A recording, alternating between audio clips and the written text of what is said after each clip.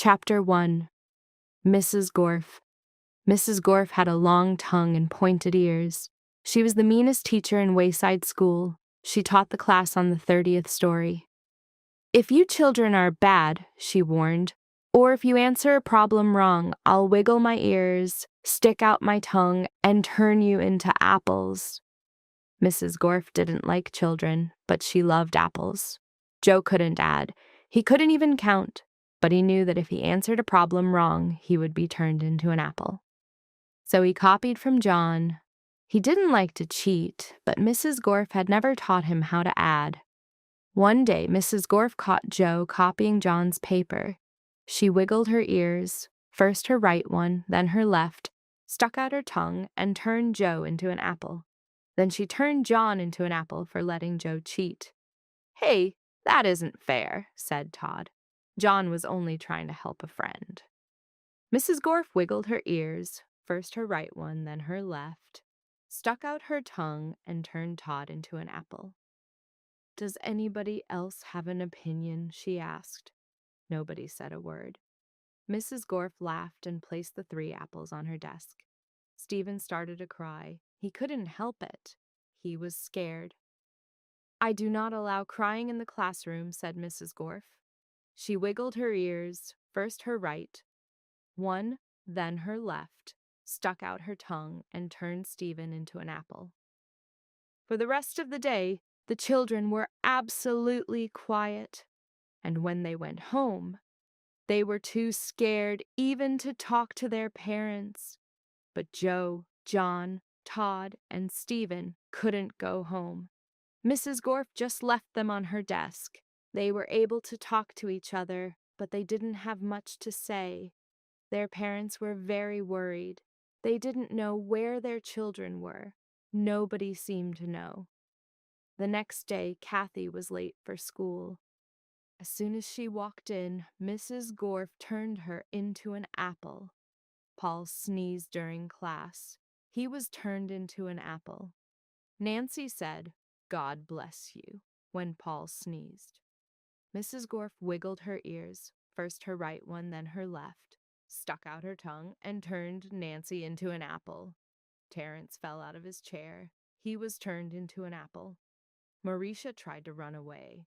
She was halfway to the door as Mrs. Gorf's right ear began to wiggle. When she reached the door, Mrs. Gorf's left ear wiggled.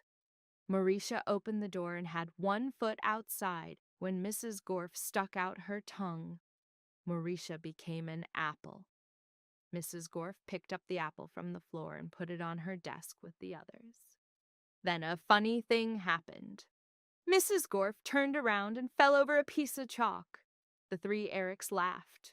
They were turned into apples. Mrs. Gorf had a dozen apples on her desk. Joe, John, Todd, Stephen, Kathy, Paul, Nancy, Terrence, Marisha, and the 3 Erics. Eric Fry, Eric Bacon, and Eric Ovens. Lewis, the art teacher, walked into the classroom. He had missed the children at recess. He had heard that Mrs. Gorf was a mean teacher, so he came up to investigate. He saw the 12 apples on Mrs. Gorf's desk. "I must be wrong," he thought. "She must be a good teacher if so many children bring her apples." He walked back down to the playground. The next day, a dozen more children were turned into apples. Lewis, the yard teacher, came back into the room. He saw 24 apples on Mrs. Gorf's desk. There were only 3 children left in the class. She must be the best teacher in the world, he thought. By the end of the week, all of the children were apples. Mrs. Gorf was very happy. "Now I can go home," she said. "I don't have to teach anymore. I won't have to walk up 30 flights of stairs ever again." "You're not going anywhere," shouted Todd. He jumped off the desk and bopped Mrs. Gorf on the nose. The rest of the apples followed. Mrs. Gorf fell on the floor. The apples jumped all over her. "Stop!" she shouted, "or I'll turn you into applesauce." But the apples didn't stop, and Mrs. Gorf could do nothing about it. "Turn us back into children," Todd demanded. Mrs. Gorf had no choice. She stuck out her tongue, wiggled her ears, this time her left one, first, then her right, and turned the apples back into children. "All right," said Marisha. "Let's go get Louis. He'll know what to do." "No," screamed Mrs. Gorf. "I'll turn you back into apples." She wiggled her ears, first her right one, then her left, and stuck out her tongue. But Jenny held up a mirror, and Mrs. Gorf turned herself into an apple. The children didn't know what to do. They didn't have a teacher. Even though Mrs. Gorf was mean, they didn't think it was right to leave her as an apple, but none of them knew how to wiggle their ears.